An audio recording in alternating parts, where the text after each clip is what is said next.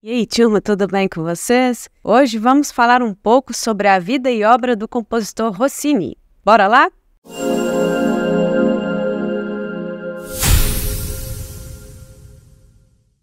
Bom, turma, Gioachino Rossini nasceu em Pesaro, na Itália, em 29 de fevereiro de 1792 e se foi em 13 de novembro de 1868, aos 76 anos de idade.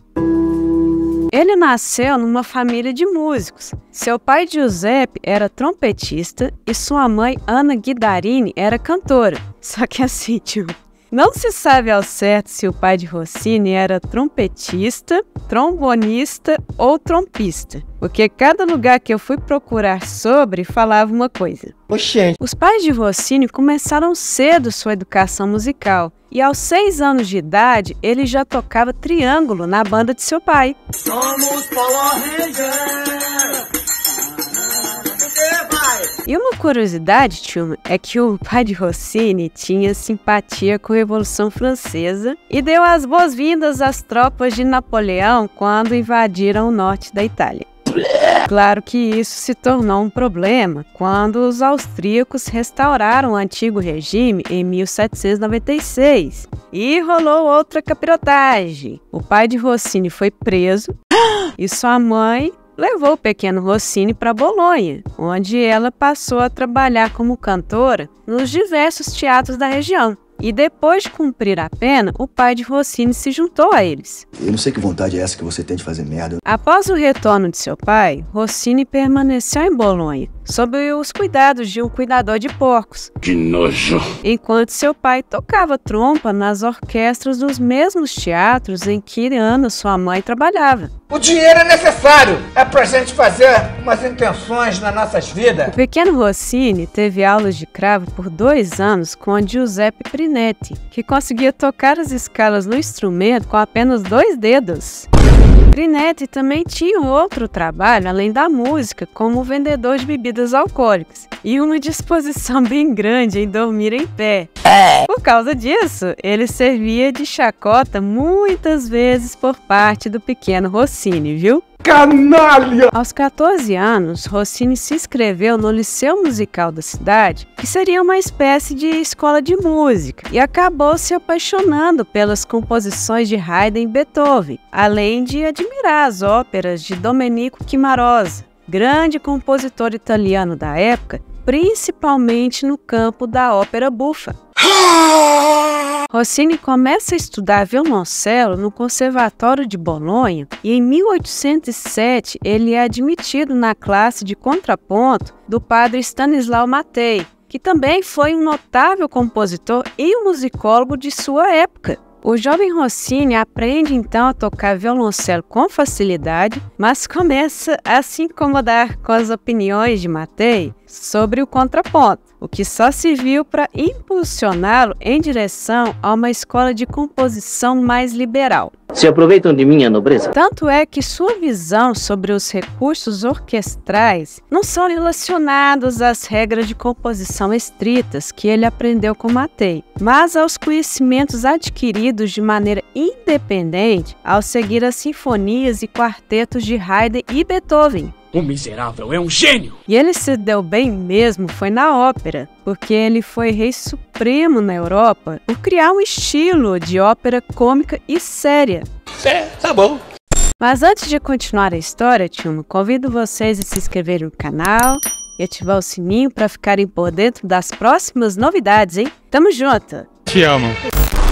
Rossini começou a compor óperas aos 18 anos, turma. Você é o bichão mesmo, hein, doido? Só que 2 anos antes, ele já tinha recebido um prêmio do Conservatório de Bolonha por sua cantata Eu pianto de Ammonia sulla morte de Orfeu, em 1808. Bora dar uma olhada.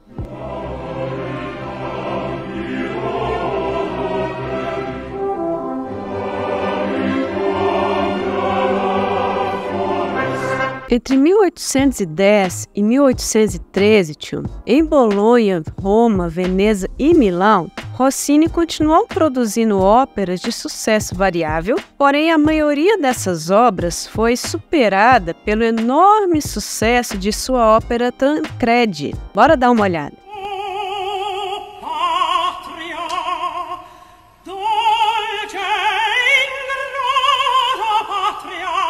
Rossini continuou a escrever óperas para Veneza e Milão nos anos seguintes, mas a recepção era fria e, em alguns casos, insatisfatória após o sucesso de Tancredi. Mas que absurdo! Provavelmente por causa dessa frustração de não conseguir emplacar outro sucesso, em 1815 ele se retirou para sua casa em Bolonha, onde Domenico Barbaia, empresário do Teatro de Nápoles, fez um acordo com ele para ele ser diretor musical do Teatro San Carlo e do Teatro del Fondo em Nápoles, para escrever para cada um deles uma ópera por ano. Fiquei feliz. E entre 1815 e 1823, Rossini produziu 20 óperas. Fiquei faceira. Dessas, Otelo foi o clímax de sua reforma da ópera séria, a qual oferece um sugestivo contraste com o tratamento do mesmo assunto, semelhante ali ao desenvolvimento artístico de Giuseppe Verdi, um dos maiores compositores do século XIX e um dos mais influentes. Caralho, o maluco é brabo. Só que o desfecho triste da história foi tão mal recebido pelo público, que se tornou necessário mudar o final para ficar algo mais feliz, sabe? Bora conhecer um trechinho dessa belezura.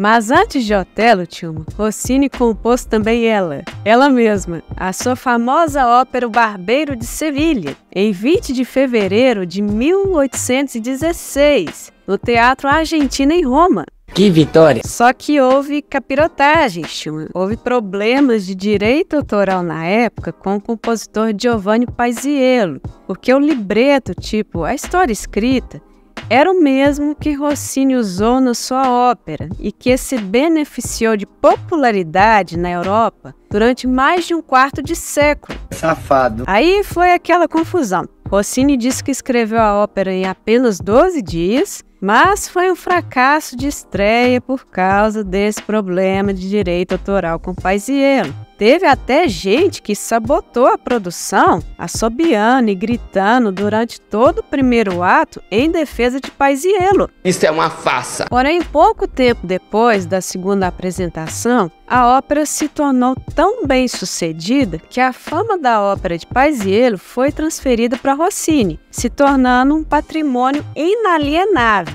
Mas para vocês verem que as tretas de direito autoral vêm lá dos primórdios, Bora ouvir um trechinho. Bravo, Figaro, bravo, bravissimo, bravo. La la la la la la la la.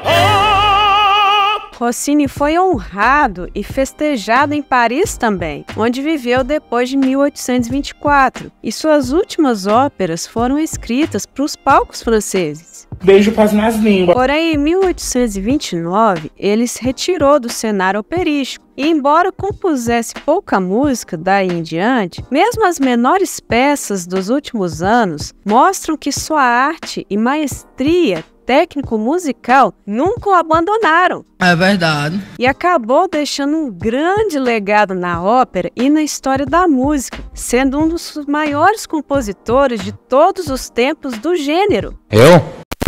No mais, espero que tenham gostado do vídeo. Deixe nos comentários o que acharam, se já conheciam o Rossini, se já ouviram alguma música dele ou assistiram alguma ópera dele, ou se nunca ouviram falar. E me sigam no Spotify e no Instagram. Os links estão aqui na descrição. Aproveitem para ouvir o meu novo EP The Journey, aqui na descrição também.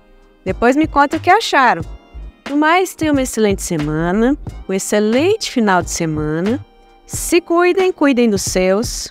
Fiquem todos com Deus, um beijo. E até o próximo vídeo.